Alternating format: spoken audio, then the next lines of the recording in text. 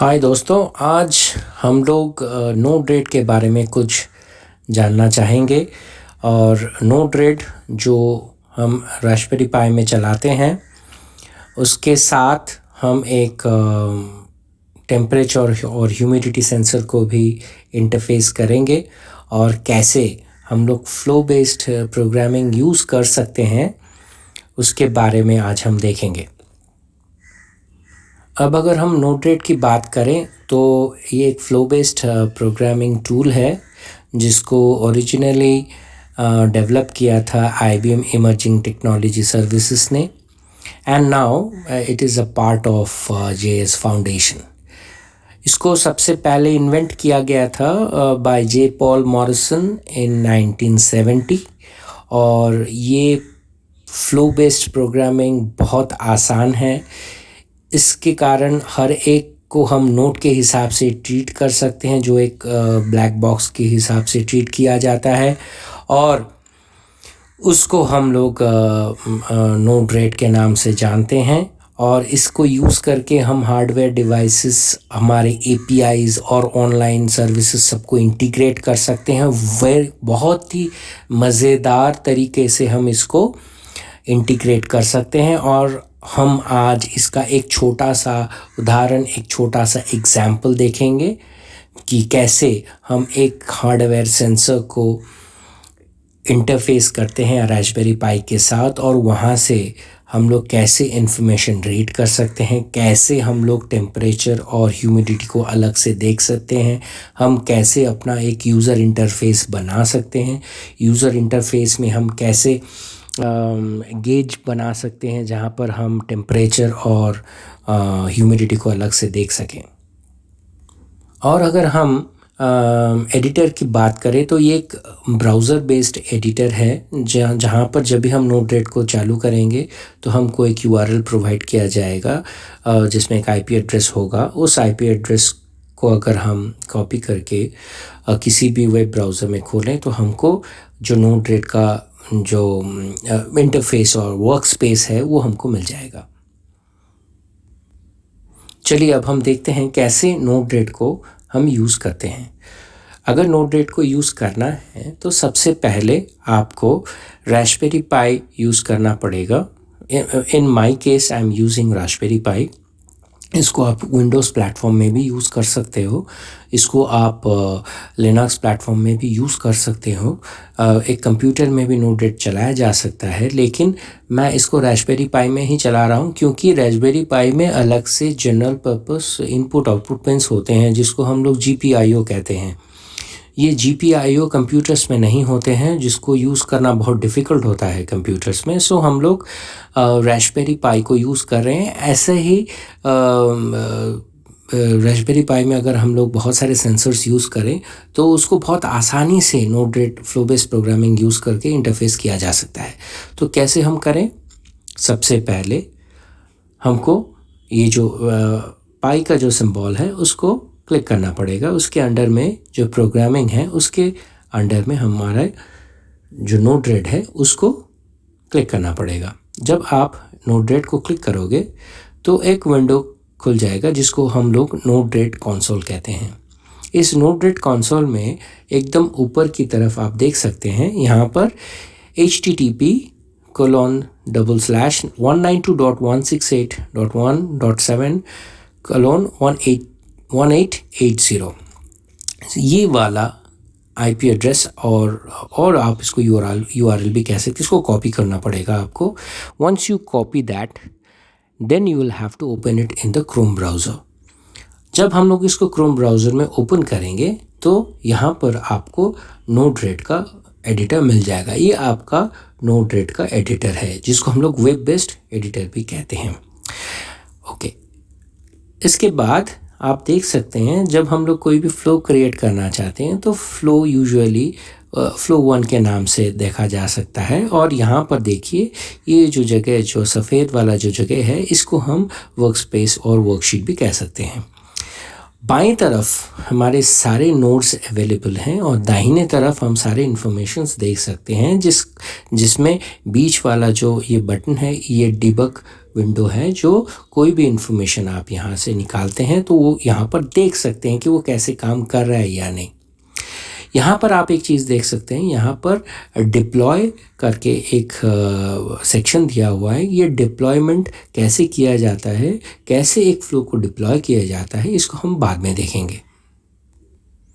बाईं तरफ इस जगह पर अगर आप स्क्रॉल करोगे तो एकदम नीचे की तरफ आप देख सकते हैं यहाँ पर डैशबोर्ड लिखा हुआ है। डैशबोर्ड का मतलब है कि ये डैशबोर्ड आपको different types of user interface provide करता है। जैसे आपके पास बटन हो सकता है, आपके पास drop down menu type input हो सकता है, आपके पास स्विचेस हो सकता है, स्लाइडर्स हो सकता है, न्यूमेरिक्स हो सकता है, टेक्स्ट इनपुट्स हो सकता है, डेट पिकअप्स हो सकता है। ऐसे बहुत सारे यूज़र इंटरफेसेस प्रोवाइड किए जाते हैं। अब हम जो करने वाले हैं, एक अनमैन ग्राउंड व्हीकल को कंट्रोल करना चाहेंगे, जिसमें फॉरवर्ड का बटन होगा, जिसमें बैकवर्ड का बटन होगा, उसको लेफ़्ट घुमाना, दाहिनी तरफ घुमाना, ये सारे बटन्स हमारे पास होंगे और इसको हम लोग स्विच भी कह सकते हैं। तो हमारा मेन टारगेट होगा कि हम एक अनमैन ग्राउंड व्हीकल बनाएंगे। उसमें एक टेम्परेचर सेंसर भी होगा, जो टेम्परेचर सेंसर व्हीकल के थ्रू हमको ह्यूमिडिटी और टेम्परेचर का इंफॉर्मेशन भेजती रहेगी कंटिन्यूअसली। सो एक व्हीकल को हम रिमोट लोकेशन से कंट्रोल करेंगे और उससे भेजा हुआ सारे इन्फॉर्मेशन हम अपने कंसोल में चेक करेंगे। तो इसको करने के लिए सबसे पहले हम लोग जो बाईं तरफ से कॉलम है, यहाँ से हम लोग एक स्विच को ड्रैग करेंगे। सो अगर आप इसको देखें कि स्विच है, आप देख सकते हैं यहाँ पर लिखा हुआ है adds a switch to the user interface. So what I will do is I will just click on it and drag it on to the workspace. So once I do that, I will get a switch node. अब यहाँ पर देखिए ऊपर एक triangle है, एक dot दिख रहा है। इसका मतलब है कि ये वाला नोड अभी कॉन्फ़िगर नहीं है प्रॉपरली। तो इसको पहले कॉन्फ़िगर करने के लिए हमें इस पर डबल क्लिक करना पड़ेगा। Once I double click on it, now the node property window will open up. तो एक विंडो खुल जाएगा जहाँ पर हमें कुछ चेंजेस करने पड़ेंगे। जैसे ये जो स्विच है, ये क्या किसी ग्रुप के अंदर है? अगर किसी ग्रुप के अंदर आप इसको लाना चाहते हैं तो उस ग्रुप का नाम आप यहाँ पर चेंज कर सकते हो। मैंने उसको चेंज करके UGV कर दिया, यानी अनमैन ग्राउंड व्हीकल। उसके बाद मैंने ये जो लेबल है, इस लेबल को चेंज करके फॉरवर्ड बना दिया है। सो सबसे पहले आप इसको डबल क्लिक कीजिए। डबल क्लिक करने के बाद आप इसके अंदर कंट्रोल ग्रुप, ये जो ग्रुप है इसका नाम चेंज कीजिए। उसके बाद ये स्विच के ऊपर जो नाम जो आपको दिखेगा, उसके लिए आपको ये लेबल चेंज करना पड़ेगा, which is been change to forward. Now after doing that, हम लोग को अब क्या करना पड़ेगा कि ये स्विच, ऑब्वियसली ये स्विच में ऑन होगा, ऑफ होगा, तो ये वाला जो इन्फॉर्मेशन है इसको हमको कहीं भेजना पड़ेगा। तो कहाँ भेजें? इसको भेजने के लिए हम फिर से इसको स्क्रॉल डाउन करेंगे। स्क्रॉल डाउन करने के बाद हम देखेंगे बाईं तरफ रास्पबेरी पाई लिखा हुआ है। उसके नीचे अगर हम देखें, यहाँ पर RPI GPIO दिया हुआ है। ये वाला एक आउटपुट नोड है, यानी कहीं से कोई भी एक इनपुट इस वाले नोड में आएगा and as per the information provided by the input this will act accordingly. तो हम क्या करेंगे, पहले इसको ड्रैग करके अपना वर्क स्पेस में लेके आएंगे। लाने के बाद हमारा काम होगा, ये जो डायरेक्टली कनेक्ट है GPIO, कौन सा GPIO पिन हम यूज़ करेंगे उसको हमें कॉन्फ़िगर करना पड़ेगा। सो उसको करने के लिए what I will do is before I go into it, I can establish a connection. इन दोनों में कनेक्शन एस्टेब्लिश कर सकता हूँ, इसको मैं बाद में भी कर सकता हूँ. लेकिन what I do is, first of all, I click here and then drag and connect to this. So इसका मतलब हुआ कि ये जो स्विच था जिसको हम लोग फॉरवर्ड कह रहे थे, उसका डायरेक्ट लिंक अभी एस्टैब्लिश हुआ रास्पबेरी पाई के आउटपुट यानी कोई भी एक GPIO पिन नोड के साथ. तो कौन सा GPIO पिन हम यूज़ करेंगे उसके लिए हमें इसको कॉन्फ़िगर करना पड़ेगा. Since it has not been configured properly, there is a triangle above it. Now, once I double click on it, again I will get the node property. Now इस node property में आप देखिए, अगर आपका ये Raspberry pi model 2 है तो आपका GPIO उस तरह का आएगा. लेकिन मेरा यहाँ पर जो मॉडल यूज़ किया गया है ये रास्पबेरी पाई का थर्ड एडिशन 3+ है. 3+ वाला मॉडल है, रास्पबेरी पाई 3+ मॉडल. सो इस वाले का जो GPIO कॉन्फ़िगरेशन है वो ये वाला दिख रहा है यहाँ पर. अब आप अगर अच्छी तरह से इसको देखें, so there are many GPIO pins, but general purpose जिसको हम जस्ट जनरली यूज़ कर सकते हैं उसके लिए हमारे पास यहाँ पर GPIO जो ग्रीन में दिए हुए हैं वो वाले हैं. और यहाँ पर ये जो GPIO 4 लिखा हुआ है इसका मतलब है इसके अंदर जो ब्रॉडकॉम चिप है वो ये वाला नोमेनक्लेचर प्रोवाइड करता है. इसका मतलब है this is GPIO 4, but it doesn't mean that it is coming from the 4th pin of the GPIO physical pins. No, it is the pin provided by the designation provided by the Broadcom chip. और physical pin यहाँ पर पास में दिया हुआ है जो 7 यानी 7 number physical pin में आपका GPIO 4 है. इस हिसाब से अगर आप बाकी सारे देखें यहाँ पर, जैसे पावर यानी रास्पबेरी पाई को आप अलग से पावर प्रोवाइड कर रहे हैं, तो वो किसी भी डिवाइस को अगर आपको इसके साथ चलाना है विथ लिमिटेड पावर सप्लाई, आप उसको भी पावर प्रोवाइड कर सकते हैं from here. So there are actually 2, that is pin number 2, physical pin number 2, physical pin number 4 provides +5 volt limited current capacity, and there are 3.3 volts also. It's in the physical pin 1 and physical pin number 17. And there are certain ground pins. तो अगर आपको किसी भी device को interface या connect करना हो तो आपको जो करना है कि आपको इसके साथ ग्राउंड और उसके ग्राउंड को कनेक्ट करना है. अगर आपको पावर यहीं से देना है तो आप पहले जान लीजिए कि जो डिवाइस आपका काम करने वाला है इसके साथ उसका करंट रिक्वायरमेंट्स अगर बहुत कम है तभी आप इसको सप्लाई दें यहाँ से, वरना उसके आप जो डिवाइस यूज़ कर रहे हैं उसके लिए अलग से पावर सप्लाई प्रोवाइड करें. लेकिन अगर इसके साथ आप जो भी डिवाइस यूज़ कर रहे हैं उसके लिए अगर आपको अलग से पावर सप्लाई प्रोवाइड करना है तो ग्राउंड दोनों का सेम होना चाहिए. यानी वहाँ का जो ग्राउंड है डिवाइस का, उसका ग्राउंड और रास्पबेरी पाई का ग्राउंड एक साथ ज़रूर कनेक्ट करें. ओके, नाउ इसके बाद हम लोग क्या करेंगे, हम लोग इसको कॉन्फ़िगर करने के बाद, जैसे अगर मुझे इस वाले पिन में GPIO 17 यूज़ करना है तो I will just directly select this.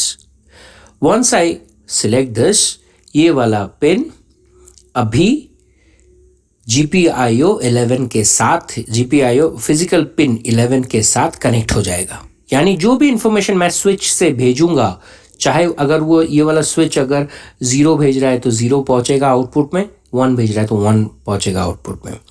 अच्छा, अगर आपको ये वाला जो आउटपुट पिन हम लोग यूज़ कर रहे हैं जो यहाँ पर GPIO 17 है, अगर हम उसको यूज़ कर रहे हैं तो आप उसके पिन को इनिशियलाइज़ कर सकते हैं, इनिशियलाइजेशन कर सकते हैं. यानी अगर मैं इसको इनिशियलाइज़ कर दूं तो ये वाला पिन को आप बाय डिफ़ॉल्ट लो रख सकते हैं, बाय डिफ़ॉल्ट हाई भी रख सकते हैं, ये आप पर डिपेंड करता है. You can pull it down, you can also pull it up, and here you will have to select whether it's a digital output or PWM output. PWM का मतलब है pulse width modulation. We will take up the pulse width modulation in a separate video. Now let's move on. After selecting all those, I can, in the similar fashion, I can create other switches also. So इसी तरह से मैं backward, left और right के बीच switches मैंने बनाए हैं, उसको एक साथ कनेक्ट किया है, हर एक नोट को डबल क्लिक करके कॉन्फ़िगर किया है. मैंने अगर इसको GPIO 17 यूज़ किया है तो मैंने दूसरे को GPIO 22 और दूसरे को 25, ऐसा एंड सो ऑन. मैंने अलग अलग GPIO पिन्स यूज़ किए हैं.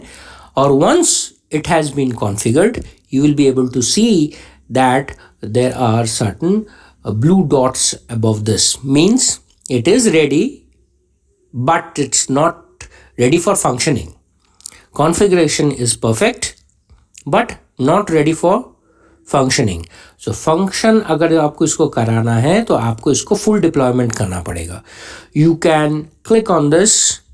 It is by default always be selected as full deployment, but you can partially deploy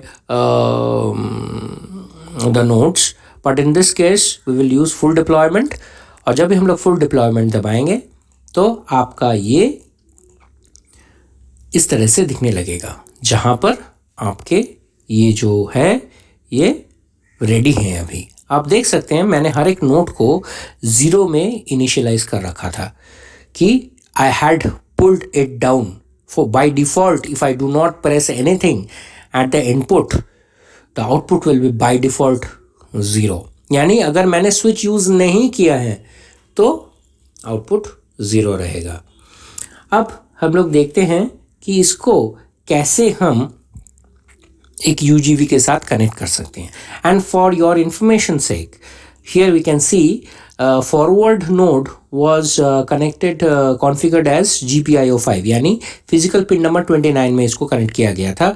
और इसको मैंने नाम दिया है S0. क्यों इसको मैंने S0 नाम दिया, मैं इसको थोड़ी देर बाद समझा रहा हूँ. इसके बाद देखिए यहाँ पर स्विच S1 है. Switch S1 is connected to GPIO 17 physical pin number 11. Similarly, left has been configured as GPIO 27 physical pin 13. Obviously the switch here is S2, and this is S3 which is connected to GPIO 22. It's the physical pin number 15. Now let's see the next कि कैसे दिखता है ये UI, कैसे दिखता है. तो UI को देखने के लिए सबसे पहले आपको इसको कॉपी करना पड़ेगा URL को. It is 192.168.117.1880. इसके साथ जो आपको देना पड़ेगा वो है एक /UI. Once you do this and paste it again on a new tab, or again you open the Chrome browser, देने के साथ साथ आप देखोगे आपका जो यूज़र इंटरफेस वो ऐसे दिखने लगेगा. I have only created 4 switches, so backward, left, right, forward ऐसे आपको दिखेगा. Now अगर आप यूज़र इंटरफेस में इसको क्लिक करते हो तो आप देख सकते हो कि इफ़ आई क्लिक्ड बैकवर्ड, ये जो बैकवर्ड का जो स्विच है वो ऑन हो गया है and the true information is being let out of the Raspberry पाई.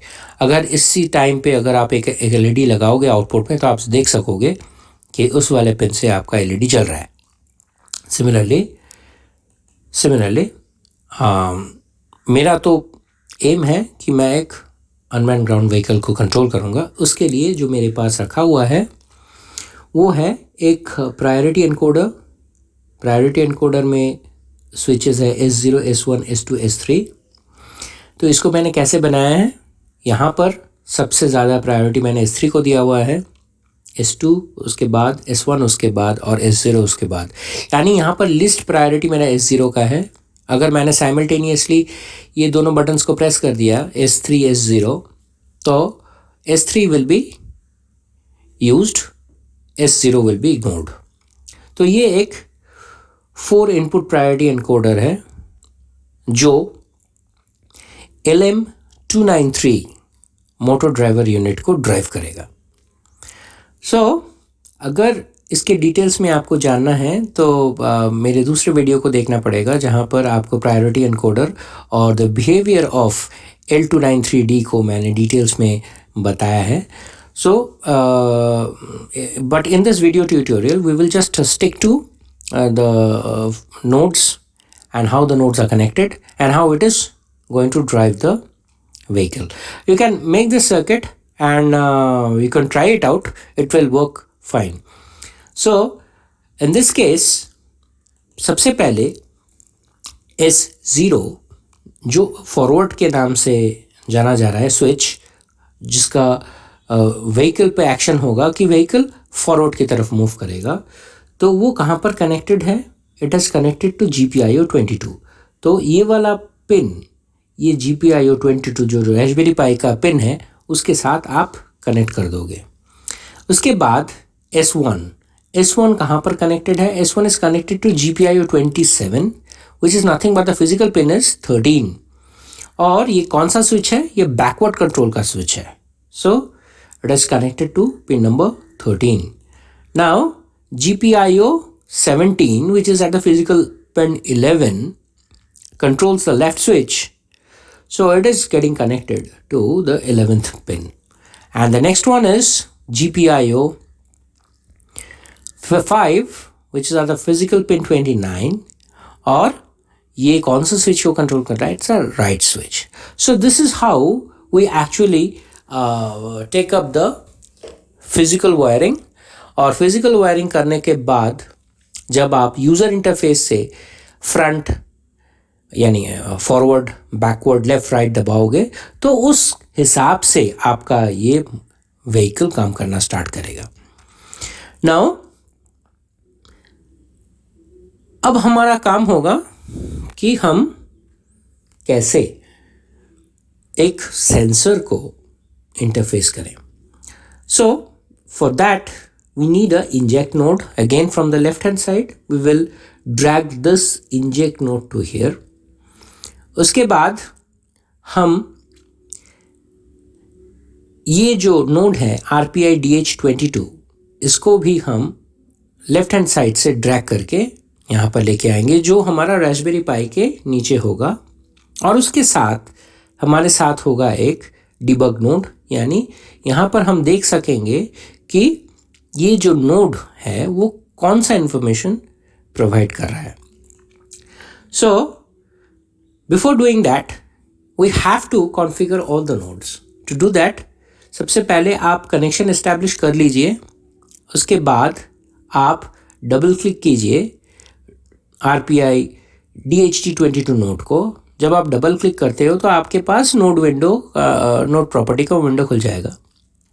यहाँ पर आप सेंसर मॉडल को ड्रॉप डाउन करके DHT11 चूज़ कर लीजिएगा. मेरे पास DHT11 सेंसर था इसलिए मैंने इसको सिलेक्ट किया है. अगर आपके पास DHT22 है तो आप उसको सिलेक्ट कीजिए. उसके बाद हम ये वाला जो पिन नंबरिंग है उसको हमने सिलेक्ट किया है BCM GPIO यानी ब्रॉडकॉम टाइप GPIO नोमेनक्लेचर. तो मैंने उसको सिलेक्ट किया है, तो GPIO 4 को मैंने सिलेक्ट किया है. Okay, this is not the physical pin. Again I am telling you this pin means GPIO 4, that is the Broadcom GPIO pin. उसके बाद मैंने इसका जो नेम है उसको चेंज करके टेम्प एंड ह्यूमिड सेंसर बना दिया है. So once you do that, and the sensor node will get configured like this. And now what we have to do is we have to double click the debug node. Debug node का मतलब है कि ये जो sensor, जो temperature और humid sensor है, ये कुछ भेजने वाला है आउटपुट में. उसको हम कैसे देखें? कुछ को तो हमें देखना पड़ेगा, इसलिए हमको एक आउटपुट नोड चाहिए होगा जिसको हम लोग डिबग नोड कह रहे हैं. अब ये जो टेम्परेचर सेंसर है ये एक स्ट्रीम ऑफ बिट्स भेजती है, जिसमें एक पोर्शन में टेम्परेचर का इन्फॉर्मेशन रहता है, एक और पोर्शन में आपका ह्यूमिडिटी का इन्फॉर्मेशन रहता है. तो अगर ये जो आउटपुट जहाँ पर पेलोड है, ये वाला अगर सिर्फ पेलोड में रहता है तो ये आपको सिर्फ टेम्परेचर का इन्फॉर्मेशन दिखाएगा. ये आपको ह्यूमिडिटी का इन्फॉर्मेशन नहीं दिखाएगा। सो आपको क्या करना पड़ेगा, आपको इसको ड्रॉप डाउन करके सिलेक्ट करना पड़ेगा, कंप्लीट मैसेज ऑब्जेक्ट को सिलेक्ट करना पड़ेगा। कंप्लीट मैसेज ऑब्जेक्ट जब आप सिलेक्ट करोगे तब वो टेम्परेचर को भी दिखाएगा और आपको वो ह्यूमिडिटी का इन्फॉर्मेशन भी दिखाएगा। So after selecting this we have to, once we have configured the nodes, we have to deploy this. But before deployment we have to physically connect the sensor. So we have the sensor, it looks like this. See, I have the sensor DHT11. There's an original photograph that I've taken of the sensor that I have. उसमें 3 output हैं, एक VCC है, sorry 3 output नहीं, 2 input हैं, एक output है, जिसमें एक सप्लाई का है जो VCC दिया हुआ है, एक ग्राउंड है और एक डेटा आउटपुट है। यहाँ से सीरियली डेटा ट्रांसमिट होगा जिसमें आपका ह्यूमिडिटी का information as well as temperature का इन्फॉर्मेशन भी होगा। अब इसको काम कराने के लिए सबसे पहले पावर सप्लाई प्रोवाइड करना पड़ेगा। सो मैंने क्या किया, मैंने इसको डायरेक्टली कनेक्ट किया आपका +5 वोल्ट के साथ जो अवेलेबल है फिजिकल नंबर पिन नंबर 2। अब इसका करंट रिक्वायरमेंट बहुत कम है, इसलिए we can directly take the power supply from the Raspberry Pi itself, so that it will not load the Raspberry Pi power supply and it will also not harm the GPIO pins. Then again we have to provide the ground, and I have taken the physical pin number 25. I could have taken the physical pin 9, I could have taken physical pin 6, doesn't matter. This all ground pins are connected internally together. So मैंने इसको connect किया और उसके बाद मैंने data वाले line को अच्छी तरह से देखिए, मैंने GPIO 4 यूज़ किया था जो ब्रॉडकॉम नॉमेनक्लेचर है, लेकिन इसका फिजिकल पिन नंबर है 7 जो आप यहाँ पर देख सकते हैं। लेकिन मैंने जो नोड प्रॉपर्टीज़ में सिलेक्ट किया था वो GPIO 4 था, यानी वो Broadcom, since I had selected BCM तो मेरे को उसी का पिन नंबर बताना था, फिजिकल पिन नंबर नहीं, तो मैंने वहाँ पर GPIO 4 यूज़ किया था। Now the connection is over. Now let's move to the next slide, जहाँ पर अगर आप अच्छी तरह से देखें तो यहाँ पर अगर मैंने एक बार ट्रिगर किया इनपुट को तो डिबग विंडो में मुझे दोनों दिखेंगे। अच्छी तरह से अगर आप देखें, ह्यूमिडिटी भी दिख रहा है जो 95% दिखा रहा है और टेम्परेचर का पेलोड दिखा रहा है 31 यानी 31 डिग्री सेल्सियस। तो अगर ये तो डिबग विंडो में दिख रहा है, ये तो हमें दिख रहा है, लेकिन ये तो यूज़र इंटरफेस में नहीं दिखेगा जहाँ पर हमारे स्विच हैं। तो हमको समहाउ कैसे भी हमको उसको देखना है, तो उसको देखने के लिए हमें एक गेज बनाना पड़ेगा। लेकिन ये यहाँ से जो इन्फॉर्मेशन निकल रहा है वो दोनों को लेके निकल रहा है, तो हमें इसको सेपरेट करना पड़ेगा। To separate both we are going to write a function. मैंने एक फंक्शन लिया हुआ है टेम्परेचर के लिए और दूसरा फंक्शन मैंने लिया हुआ है ह्यूमिडिटी के लिए। सो देखते हैं कैसे इसको बनाया जाता है। सबसे पहले मैंने ऊपर वाले जो नोड है इसको डबल क्लिक किया, उसको मैंने डबल क्लिक करते ही मुझे नोड प्रॉपर्टीज़ का विंडो निकल आया। यहाँ पर मुझे ये जो नेम है इसको चेंज करके मैंने टेम्परेचर बना दिया। अब अच्छी तरह से देखें, यहाँ पर जो है ये वाला जो मैंने लिखा हुआ है ये नहीं होगा, पहले जस्ट रिटर्न मैसेज होगा और कुछ नहीं होगा। तो आपको क्या करना है, आपको देखना है कि इसका जो आउटपुट होगा, इनपुट में दोनों इन्फॉर्मेशन आएंगे, लेकिन मैं आउटपुट पे कौन सा भेजूंगा, मुझे सिर्फ टेम्परेचर चाहिए। तो टेम्परेचर का जो पेलोड है वो किस नाम से आ रहा है, तो वो उसको आपको डिबग विंडो में दिखेगा। आप अगर अच्छी तरह से डिबग विंडो में देखें तो यहाँ पर ये पेलोड कोलोन 31 दिखा रहा है, यानी ये पेलोड लेके जा रहा है 31 इन्फॉर्मेशन। तो मुझे इसी को रिटर्न करना है, इसी को यहाँ से निकालना है। So what we will do is will write msg.payload equal to msg.payload। सो इसके आउटपुट में अभी सिर्फ जो दिखेगा वो आएगा 31। तो इसके बाद हम क्या करेंगे, हम इसको डबल क्लिक करेंगे दूसरे वाले को। अब जब हम दूसरे वाले को डबल क्लिक करेंगे तो अगेन ये वाला प्रॉपर्टी विंडो हमको दिखाई देगा। तो अगेन हम लोग सबसे पहले नेम को चेंज करेंगे, विच इज़ ह्यूमिडिटी। ह्यूमिडिटी को अलग करें तो उसका फंक्शन है, तो उसी का नाम देंगे हम यहाँ पर। और ये जो फंक्शन बॉडी है यहाँ पर ये वाला नहीं होगा, लेकिन आप यहाँ पर अच्छी तरह से देखिए डिबग विंडो में, यहाँ पर ये जो ह्यूमिडिटी कोलोन 95 दिया, यानी ये वाला ह्यूमिडिटी जो मैसेज पेलोड है वो लेके जा रहा है 95। तो अभी हमको यहाँ पर लिखना पड़ेगा message dot payload equal to message dot humidity. जब आप इसको लिखोगे it means it is going to give out only the humidity information. So after that what we will do is we will drag the mouse and connect this to this, इसके output से इसके input में, फिर यहाँ से एक फिर से ड्रैग करके इसके इनपुट में डालेंगे। डालने के बाद अब हम रेडी है गेज को बनाने के लिए। तो गेज को अगर हमें बनाना है तो सबसे पहले यहाँ से डैशबोर्ड से हम लोग गेज को ड्रैग करके यहाँ पर ड्रॉप करेंगे। हमें 2 गेजेस चाहिए, एक टेम्परेचर के लिए, एक ह्यूमिडिटी के लिए।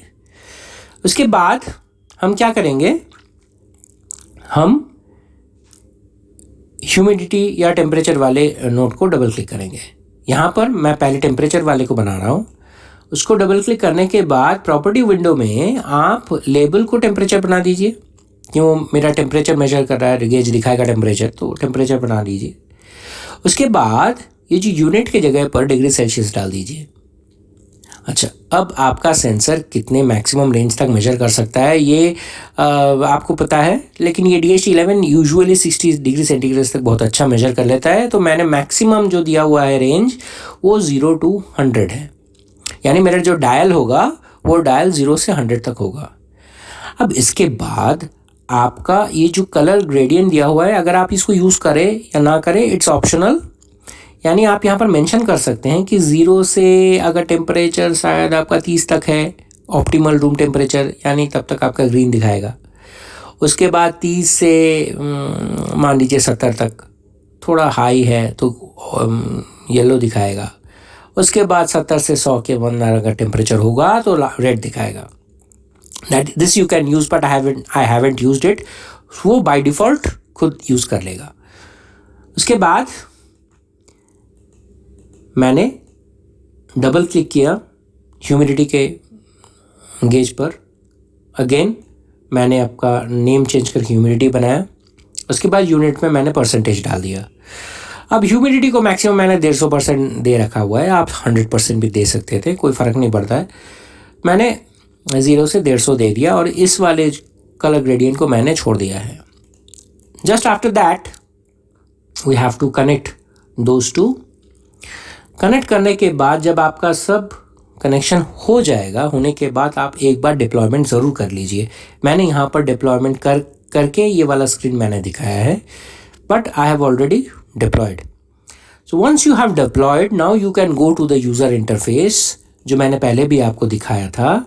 वहाँ पर जाने के बाद आपको इस तरह का एक दिखेगा यूज़र इंटरफेस, जहाँ पर आपके पास स्विचेस हैं और यहाँ पर आपके पास वो जो सेंसर आपको टेम्परेचर दिखा रही है 32 है अभी, और आपका ह्यूमिडिटी 95 है।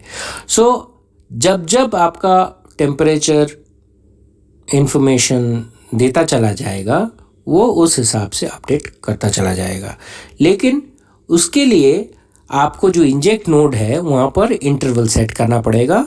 आप उसको 5 सेकेंड्स का भी इंटरवल सेट कर सकते हैं, तो 5 सेकेंड्स के बाद आपका वो यहाँ पर अपडेट करता चला जाएगा। सो यही था हमारा पूरा। होप आपने इसको एंजॉय किया। आप इसको अपने घर में करें, इस प्रोजेक्ट को आराम से करें, बहुत आसान है, बहुत मज़ा आएगा आपको। एक और मज़े की बात है कि आप ये वाला यूज़र इंटरफेस आप मोबाइल में भी देख सकते हो। जस्ट आपको वो वाला यूआरएल कनेक्ट करना पड़ेगा और आपको वेब ब्राउज़र में उसको ओपन करना पड़ेगा। बट एक ही चीज़ आपको अभी ध्यान में रखना है कि जिस नेटवर्क के साथ आपका कंप्यूटर कनेक्टेड है या रास्पबेरी पाई कनेक्टेड है, उसी नेटवर्क के साथ आपको अपना मोबाइल भी कनेक्ट करना पड़ेगा, तब जाके आपको वो वाला यूज़र इंटरफेस दिखेगा। तो दोस्तों, मुझे लगता है आज ये वाला वीडियो आपको एक इंट्रोडक्शन देगा टू नोड-रेड, आपको थोड़ा बहुत हेल्प करेगा कि कैसे आप रास्पबेरी पाई को नोड-रेड के साथ और GPIO पिन्स के साथ हार्डवेयर डिवाइसेस को इंटरफेस कर सकते हैं।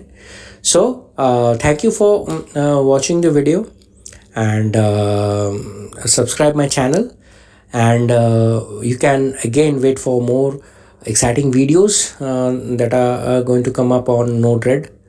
We'll be taking exciting projects regarding Node-RED and different type of hardware sensors. We will also try to venture into the FRED, जिसमें हम IoT प्लेटफॉर्म को भी इसके बाद प्रोजेक्ट्स इम्प्लीमेंट करेंगे।